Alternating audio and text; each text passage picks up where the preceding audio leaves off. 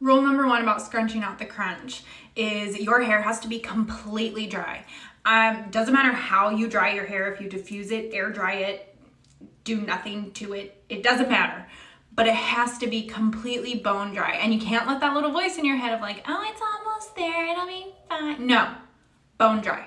Second thing, and I find this important because this is something I've learned from experience, okay? No rings. No jewelry, nothing on your hands. It cannot be on your hands. I promise your hair will get stuck in it and it will cause frizz and it's really frustrating. Third, the thing that's worked for me the best is to get a flour sack. I'm not even gonna link them, but I'll show it here in this picture. They're $5 for 2 of them on Amazon. I use this.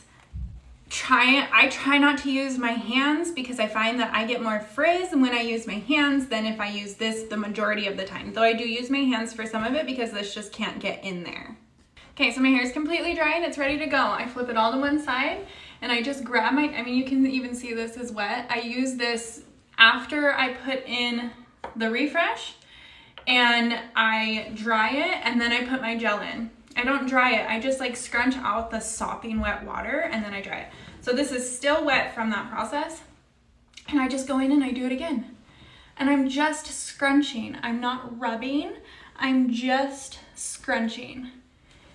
And so it's gonna go from like a crunchy, hard, still looking wet type of curly to a much drier looking, it's bone dry, but a much drier looking curl.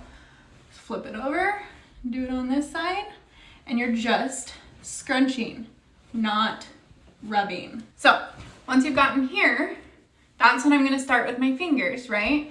And I'm gonna do this on my scalp.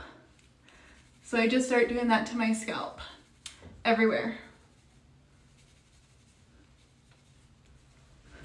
Flip it over, do it some more. And you can see how it's already less wet, more dry. Or less wet looking, more dry looking. Like I said, still dry. So then you end up with something like this. And this is where the tricky part gets, because this is like the final look, right? So you gotta make sure it looks good, it's flipping over right. And usually somewhere around my part is where I get annoyed with it. So then I'll take the refresh curl revitalizer thing and I'll spray a little bit more on top, give it a couple extra scrunches. Maybe if my ends are being straight like they like to do, there too.